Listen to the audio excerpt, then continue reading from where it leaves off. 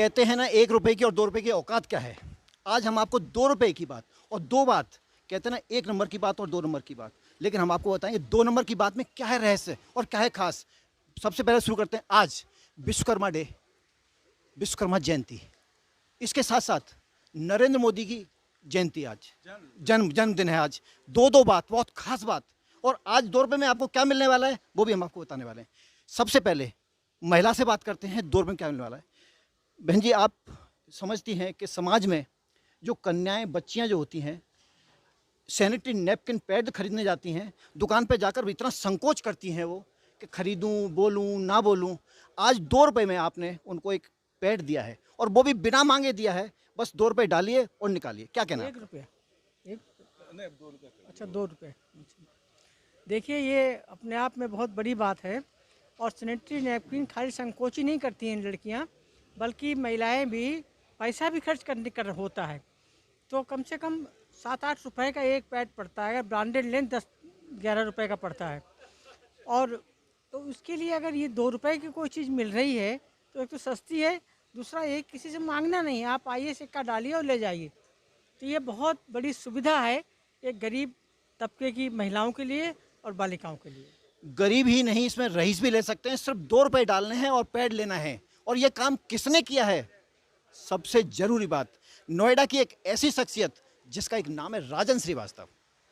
सब जानते हैं, नोएडा में सर्वविदित है राजन श्रीवास्तव। ये हमारे साथ राजन श्रीवास्तव ने जो नोएडा में काम किए हैं समाज सेवा को लेकर के, ऐसा कोई कार्य आज तक हुआ नहीं। राजन जी, आपने ये इतना बढ़िया कार्य किया है, आपको कैसा लग रहा है?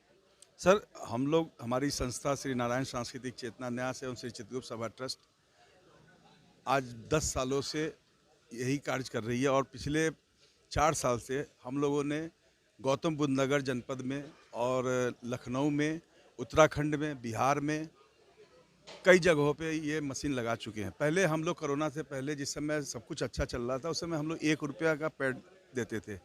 मगर थोड़ा सा हर चीज़ क्या हुआ कि कुछ आर्थिक स्थिति भी कमज़ोर हुई है और कुछ ऐसा स्थिति बना है कि काफ़ी लगभग 1.5 साल तक कोई कार्य हो नहीं पाया।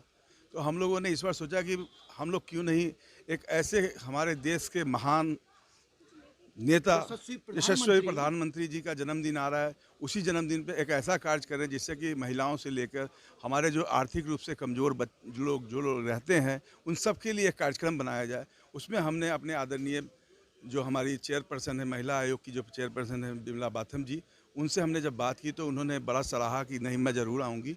और आज उनके द्वारा आज हमारा ये 2 रुपये का सैनिटरी नैपकिन की मशीन का शुभारंभ किया गया है। लेकिन अभी बात समाप्त नहीं हुई है। 2 रुपए में आपको और भी बहुत कुछ मिलने वाला है। आप 2 रुपए में भरपेट भोजन दे रहे हैं, ये कैसे संभव है? ये राजन जी ने संभव करा दिया है।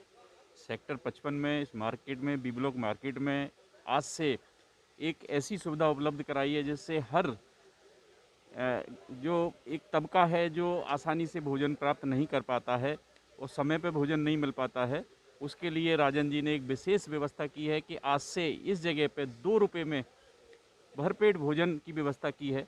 वो आएँ यहाँ पे 2 रुपये में भोजन प्राप्त करें और उसके साथ ही एक ठंडे जल की प्याऊ का भी उन्होंने शुरुआत की है, जिसके भोजन के बाद जल पिएं। जल भी पिएं। लेकिन मैं आपको बता दूं, अगर मेरे बराबर में बिल्कुल नज़दीक में दिल्ली है, दिल्ली में अगर 1 गिलास पानी भी अगर आप मांगते हैं तो 5 रुपए आपको देने पड़ते हैं। लेकिन यहाँ पानी तो निःशुल्क है, 2 रुपए में आपको भरपेट भोजन दिया जा रहा है। ऐसे हैं हमारे राजन जी। राजन जी, आप तो इस क्षेत्र में समाज सेवा में बहुत अग्रणी रहे हैं। आपको ये प्रेरणा मिलती कहाँ से? मैं आपसे भी ये सवाल है, बहन जी आपसे भी मेरा ये सवाल है।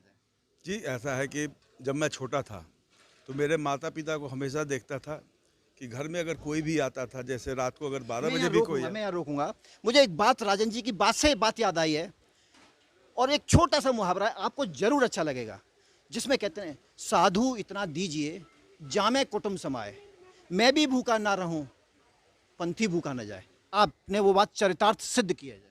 तो मैं अपने माता पिता को देखता था कि वो घर में कोई भी आए, चाहे रात को 10 बजे आए, चाहे 12 बजे आए, तो माँ मेरी उस समय खाना बनाकर उनको खिलाती थी। और वो यही कहते थे कि घर में अगर कोई आए तो उसको भूखा मत जाने देना।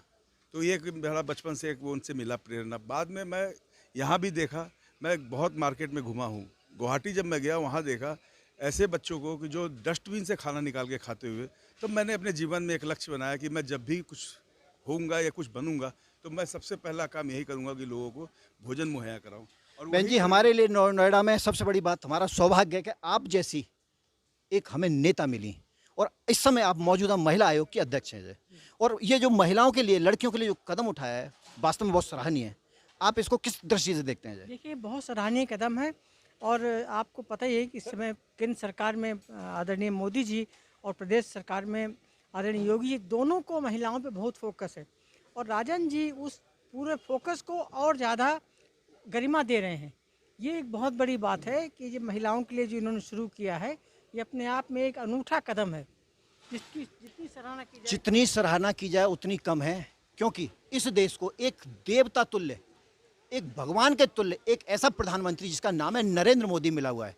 उससे प्रेरणा लेकर के आज इस देश का हर नागरिक उसमें आहुति दे रहा है, यानी कि उसको बढ़ चढ़ करके उसमें भाग ले रहा है।